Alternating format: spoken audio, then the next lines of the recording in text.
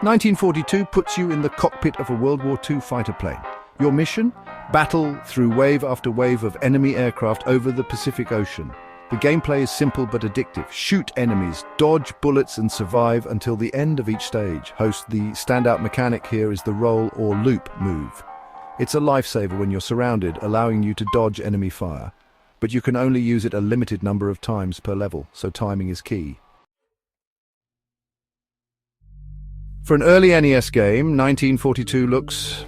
okay, the color palette is a bit dull, with lots of greys and greens. It definitely shows its arcade roots, but the sprites are clear, and you can always tell what's going on. Still, it's far from the best-looking NES game. The scrolling is smooth, but the backgrounds are pretty plain, mostly just ocean and clouds. Not exactly eye-catching, but it gets the job done. The music, or rather, the lack of it. Unlike the arcade version, the NES port only has a simple jingle at the start and end of each level.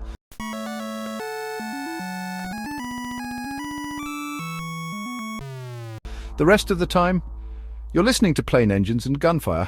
It adds to the atmosphere, sure, but it can get repetitive. Some background music would have been nice to break things up.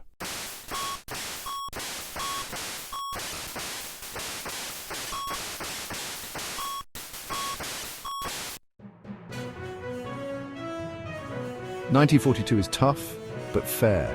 You've got limited lives and continues, so every hit counts. The enemy patterns are predictable, but they keep you on your toes, and with 32 levels, there's a lot to get through. That said, it can feel repetitive after a while. The lack of variety in enemies and environments makes it more of a grind the further you get."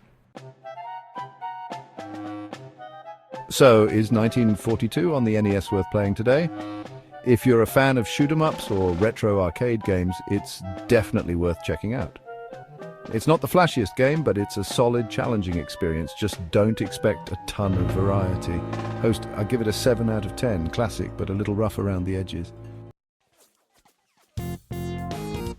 What do you think of 1942? Did you play it back in the day, or are you checking it out for the first time? Let me know in the comments, and don't forget to like and subscribe for more retro reviews. Thanks for watching, and I'll see you next time.